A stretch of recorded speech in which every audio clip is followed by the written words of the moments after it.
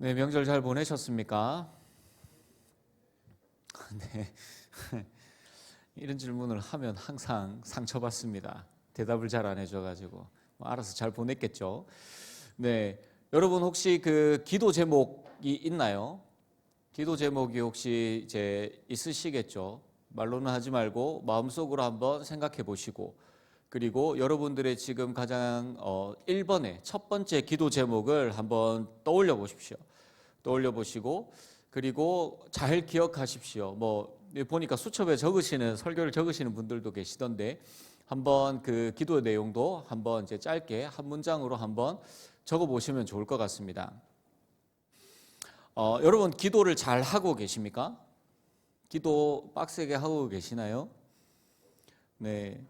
시중에 보면 이 기도에 관한 책들이 굉장히 많습니다. 기도의 능력, 기도의 역사, 이렇게 기도해라, 저렇게 기도해라라는 책들이 많은데, 그런 책들을 보면 오래 열심히 기도해야 된다라는 내용들도 있고, 또 제가 옛날에 들었던 이제 선배 목사님들한테 들었던 이야기들 중에서는 산기도를 가서 나무 뿌리를 뽑고 와야지 능력이 생긴다라는 이야기들도 많이 들었습니다. 어떠한 사람들은 기도할 때마다 기도의 응답을 너무 잘 받아서 그것을 이제 간증하기도 하고, 또 책으로 내기도 하고, 또 이제 그러한 것들을 이제 많이 이야기를 하기도 하죠. 물론 저도 이제 그러한 이야기들을 들으면 기도에 대한 도전을 많이 받기도 하지만, 그러한 이야기들이 사실 저에게 잘 와닿지 않을 때도 훨씬 더 많은 것 같습니다. 왜냐하면 사람들마다 다 주시는 은혜가 다르기 때문에 그렇겠죠. 솔직히 저한테 있어서 이 기도라는 것은 때로는 답답한 것일 때도 있고, 그리고 때로는 벽 보고 이야기를 하는 것처럼 느껴질 때도 있습니다. 하지만 그럼에도 불구하고 하나님은 여전히 저에게 기도하기를 원하고 계시죠. 그래서 주님은 계속해서 저에게 기도하라라고 명령을 하고 계십니다. 오늘 본문은 제자들에게 주어진 기도의 사명, 그리고 기도의 명령에 대한 이야기를 하고 있습니다. 마태복음 5장에서부터 7장은 예수님께서 제자들을 물론 이제 그 뒤에 많은 무리들이 있었지만, 예수님께서 가장 먼저 불러주신 제자들을 앞에 놓고 이 이야기를 또 가르쳐 주고 있는 내용이 바로 5장에서부터 7장의 내용입니다. 그래서 예수님은 그들에게 제자의 삶, 예수 그리스도의 제자의 삶의 모습은 어떠해야 하는가를 여러 가지 부분들을 걸쳐서 그들에게 이야기를 하고 계시죠. 그리고 우리는 이것을 제자의 도리, 제자도라고 이야기를 합니다. 여러분, 주님의 제자가 누구입니까? 주께서 부르신 자들을 주님의 제자라고 이야기를 합니다. 그러니까 기도는 주님이 부르신 제자라면 마땅히 해야 하는 것입니다. 왜냐하면 그 스승이신 예수 그리스도께서 제자들에게 그렇게 하라고 가르쳐 주셨고 명령하셨기 때문입니다. 우리도 주님이 불러주셨습니다. 그래서 여러분들이 지금 이 자리에, 예배의 자리에 나와 있는 것이죠. 그래서 우리도 하나님 앞에 예수 그리스도의 이름으로 기도를 해야 합니다. 그런데 여러분, 기도를 혹시나 잘 안 하십니까? 그리고 기도의 시간을 잘 못 지키시거나, 아니면 일주일에 한번 교회 나올 때만 잠깐 기도하십니까? 여러분들이 참된 주님의 제자라면 기도 안 하는 제자들을 위해 주님은 기도하도록 그 상황과 환경을 만들어 가실 때도 있고 만들어 가실 수도 있습니다. 그때가 되면 하나님께서, 예수님께서 강권적으로 기도하게 하시면 사실 그 상황이 진짜 힘들고 빡셔지니까 그 전에 미리 우리는 하나님 앞에 계속해서 기도하는 훈련과 습관을 가지고 있어야 합니다. 왜냐하면 기도는 모든 제자들에게 주어진 주님의 명령이기 때문입니다. 여러분, 이게 왜 중요할까요? 본문은 기도에 대하여서 우리에게 가르쳐 주시는데, 그 전에 먼저 제자들이 주님께 기도에 대하여서 먼저 물었습니다. 누가복음 11장 1절 말씀을 보시면, 예수께서 한 곳에서 기도하시고 마치심에 제자 중 하나가 여짜오되, 주여, 요한이 자기 제자들에게 기도를 가르친 것과 같이 우리에게도 기도를 가르쳐 주십시오라고 제자들이 먼저 예수님께 와서 물었습니다. 주님, 우리도 기도를 좀 가르쳐 주십시오. 그래서 주님께서 가르쳐 주신 기도가 바로 우리가 아는 주기도문입니다. 주님이 기도를 가르쳐 주실 때에 제자들을 앉혀놓고, 야, 1시간 이하의 기도는 기도가 아니야 라고 그렇게 말씀하지 않으셨어요. 아니면 사람들한테 너의 기도하는 모습을 잘 보여. 그게 우리 신앙의 척도고 우리가 그걸 통하여서 우리의 신앙의 깊이가 어떤지 볼 수 있어라고도 말씀하지 않으셨습니다. 오히려 이러한 자들을 향하여서 마태복음 6장 5절 말씀해 보시면 너희는 기도할 때에 외식하는 자와 같이 하지 말라라고 그렇게 말씀을 하셨습니다. 그러면서 너희는 골방에 들어가서 하나님과 은밀한 가운데 대화하며 기도하는 자가 되어야 한다라고 말씀하시고는 이 주기도문을 가르쳐 주신 것이죠. 그래서 주님이 가르쳐 주신 기도는 어떻게 해야 되느냐, 그러니까 얼마나 해야 되느냐라는 것보다도 우리가 하나님 앞에 무엇을 간구해야 하느냐를 가르쳐 주신 것입니다. 오늘 본문 7절 말씀을 보시면 이렇게 말씀하고 있죠. 구하라 그리하면 너희에게 주실 것이요, 찾으라 그러면 찾아낼 것이요, 두드리라 그리하면 너희에게 열릴 것이다. 여기에서 세 가지 현재형 명령어를 사용하고 있습니다. 우리가 잘 아는 것처럼 구하라, 찾으라, 그리고 두드리라. 이게 세 가지가 현재형 동사이면서도 또 동시에 명령형으로 사용되어져 있습니다. 이게 무엇을 의미하느냐고 하면 지속적으로 기도하라라고 하는 기도의 마음가짐과 자세를 우리에게 가르쳐주고 있는 것이죠. 그런데 우리는 이 말씀을 오해하고 잘못 사용할 때가 있어요. 그래서 구하라, 찾으라, 두드리라 라고 하니까 기도를 꼭 떼쓰는 것처럼 생각을 할 때가 있습니다. 줄 때까지 내가 하나님을 쪼우겠다. 하나님께서 응답하실 때까지, 내 말을 들을 때까지 내가 하나님을 들들 볶겠다라는 마음으로 기도의 자리로 나아간다라는 것이죠. 그래서 꼭 이러한 것들이 보면 그 마트에 가면 장난감 코너 앞에서 진상 부리고 있는 우리 유딩들, 초딩들 같이 그렇게 우리가 기도를 생각을 하기도 한다는 것이죠. 또 이 본문을 잘못 이해를 해서 구하라, 찾으라, 두드리라 그래서 준다라고 했으니까 내가 기도하면 다 들어주는 거 아님? 이렇게 생각을 한다는 거죠. 꼭 요술램프 문지르면 하나님이 펑 튀어나와가지고 무엇을 들어줄까? 하나님 이거 잘 되게 해주세요. 직장 취직하게 해주세요. 쟤랑 잘 사귀게 해주세요. 결혼하게 해주세요. 오케이. 이런 것처럼 꼭 기도를 생각한다는 것이죠. 그런데 정작 기도를 했는데, 필요에 따라서 기도를 했는데 응답이 없으면 어떻게 됩니까? 낙심하고 실망하는 거예요. 하나님 거짓말쟁이, 거짓부렁쟁이 안 들어주네? 그럼 기도 안 해. 이렇게 된다라는 것이죠. 왜 이렇게 하나님께서 약속하셨는가를 알기 위해서 우리는 하나님 앞에 먼저 무엇을 구해야 하는지, 무엇을 두드리고 무엇을 찾아야 하는지를 알아야 합니다. 그래서 오늘 본문은 주님이 가르쳐 주신 기도 앞에 주기도문과 이 내용이 연결되어져 있습니다. 주기도문의 핵심은 하나님의 나라와 그의 의를 간구하는 것입니다. 하나님의 나라는 하나님의 주권, 하나님의 통치가 임하는 것입니다. 하나님의 뜻이 하늘에서 이루어진 것 같이 땅에서도 이루어지기를 기도해야 합니다. 그래서 하나님의 나라와 하나님의 역사가 이 땅과 그리고 나의 삶 가운데서도 임하여 주셔서 하나님의 통치를 받으면서 살아가는 참된 하나님의 백성 예수 그리스도의 제자로 살아가기를 기도하라라고 우리에게 가르쳐 주신 것이죠. 그리고 이것을 기도하는 자들은 자신의 삶을 두고 기도를 할 때에 하나님 내가 넘치도록 배 터지도록 나에게 많은 것들을 주시고 채워주시고 먹여주셔서 내가 이 땅 가운데서 잘 먹고 잘 살게 해주세요라고 기도하기보다는 일용할 양식을 보내주셔서 내 삶이 하나님의 것이고 하나님만 의지하고 하나님만을 붙들고 살아가는 삶이 되어지기를 소원하고 고백하는 기도를 하나님 앞에 올려드린다라는 것이죠. 그래서 주님이 이 주기도문을 가르쳐주고 난 이후에 다시 주기도문을 한 줄로 요약하시는데 그 말씀이 바로 마태복음 6장 33절 34절 말씀입니다. 우리 마태복음 6장 33절 34절 말씀을 함께 읽겠습니다. 그런즉 너희는 먼저 그의 나라와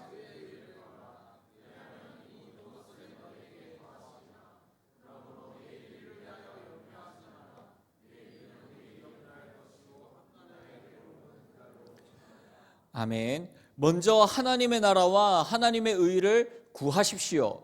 그렇게 구하는 자에게 하나님이 플러스해서 모든 것을 너희에게 더하여 주실 것이다 라고 그렇게 약속하고 계시는 것이죠.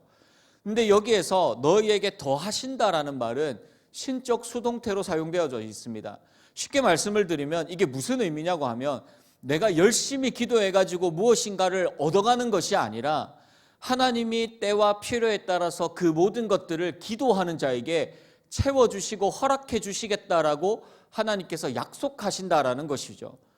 그러면 우리가 이 말씀을 들으면 그럼 우리 개인 기도 제목을 개인의 어떤 필요의 기도의 제목들을 하나님 앞에 기도하면 안 되나? 라고 그렇게 생각할 수 있습니다. 하지만 그렇지 않습니다. 단지 때로는 우리의 이 기도의 선로를 변경해야 될 필요도 있다라는 것을 우리에게 말씀하고 계시는 것이죠.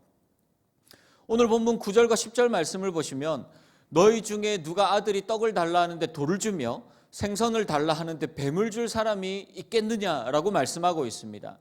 기도의 응답에 대하여서 주님께서 제자들에게 가르치시면서 아버지와 아들의 관계를 가지고 지금 이 기도의 응답에 대하여서 설명하고 계시는 거예요. 그 이유가 부모는 자녀에게 좋은 것으로 주고 싶어하고 최선의 것을 주고 싶어하는 마음이 너무나도 크다라는 이 사실을 강조하기 위함입니다. 또 다른 이유가 있습니다. 무슨 이유냐고 하면 부모는 자녀에게 좋은 것으로 주고 싶어하는 마음이 큰데 그것이 꼭 자녀가 너무나도 가지고 싶어하는 것이 꼭 그에게 필요한 것은 아니다라는 것도 같이 포함되어져 있습니다. 그 예를 들면 이런 거죠. 저희 아들이 와가지고 아빠 나 이번에 만화를 봤는데 칼이 너무 가지고 싶어. 그래서 나 칼 장난감을 사줘 라고 하면 당연히 이제 칼 장난감을 사주겠죠. 근데 이 아이가 와서 아빠 이거 장난감 플라스틱이라서 너무 재미없고 시시해. 진짜 시칼을 주면 안 돼? 그러면 여러분들 주겠습니까? 그래 참 칼은 시칼이지 이러면서 칼 다 갈아가지고 이거 가지고 놀아 라고 할 부모님이 있겠느냐라는 것이죠. 때로는 자녀들이 나는 진짜 필요해. 내가 지금 진짜 이때에 이거를 딱 가져야 돼. 응답이 되어져야 돼. 라고 자녀들은 생각하지만 아버지가 부모님이 보기에는 아직 그때가 그 필요가 없을 수 있다라는 것이죠. 그래서 여러분 기도는 백지수표가 아닙니다. 내가 그것을 하나님 앞에 요구할 때 하나님이 백지수표로 딱 써서 너 필요한 것만큼 다 해. 라고 그게 기도가 아니라는 것이죠. 때로는 내가 가장 좋다고 생각하고 가장 필요한 때라고 생각하면서 구하는 기도가 하나님께서 보시기에는 그것이 때로는 뱀일 수도 있고 돌일 수도 있다는 것입니다. 우리가 저런 것을 구할 수 있는 자들임을 인정하고 우리는 기도의 자리로 나아가야 합니다. 그래서 하나님은 기도를 배우게 하시고 때로는 우리의 기도의 선로가 잘못되었을 때는 그것을 이동하고 변경할 수 있도록 그리고 그 기도가 아닐 때에는 아님을 깨닫게 하십니다. 또한 깨닫고 순종할 수 있도록 우리에게 기도하는 자에게 그것을 가르쳐 주신다는 것이죠. 이것을 알기 위해서 우리는 하나님 앞에 기도해야 되고 가르쳐 달라고 해야 되고 알려달라고 때로는 이해되어지지 않을 때 하나님의 뜻을 이해시켜 달라고 우리는 하나님 앞에 기도하는 자가 되어야 합니다. 그래서 기도는 주님의 깊은 뜻이 무엇인지를 또한 나의 기도가 하나님의 나라와 의를 위한 기도인지를 알게 하시고 또한 기도하는 자는 그것을 알아가게 되는 것이죠. 이것을 잘 아시기에 주님도 기도하는 제자들의 기도를 함부로 쉽게 의미 없이 생각하지 않으시고 모든 것을 더하여 주시며 또한 가장 좋은 것으로 주시겠다라고 우리에게 약속하고 계시는 것입니다. 오늘 본문 11절 말씀을 보시면 11절에서 이렇게 말씀하고 있습니다. 너희가 악한 자라도 좋은 것으로 자식에게 줄 줄 알거든 하물며 하늘에 계신 너희 아버지께서 구하는 자에게 좋은 것으로 주시지 않겠느냐. 주님이 주시는 가장 좋은 것이 무엇이겠습니까? 병행 본문인 누가복음 11장 13절 말씀을 보시면 이렇게 말씀하고 있어요. 너희 하늘 아버지께서 구하는 자에게 성령을 주시지 않겠느냐 하시니라.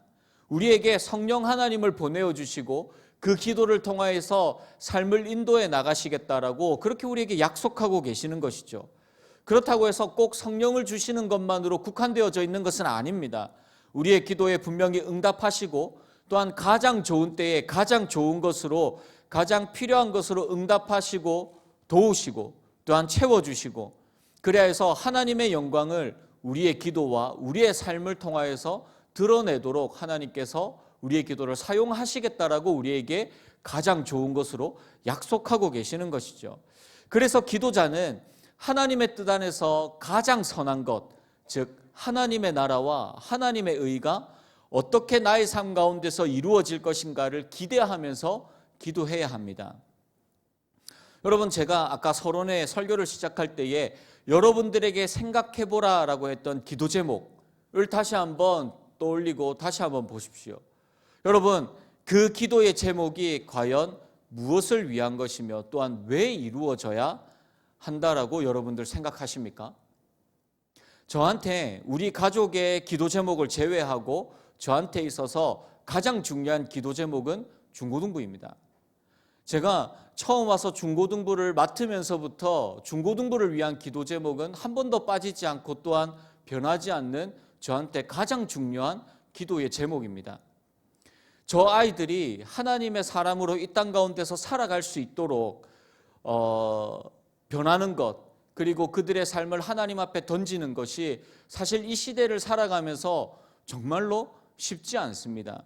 그래서 어떠한 사람들은 요즘 중고등부는 교회 학교, 특히 중고등부는 현상을 유지하는 것도 힘들다라고 이야기할 정도로 이 중고등 학교의 이 중고등부의 세계가 피폐하고 황폐한 그러한 곳입니다.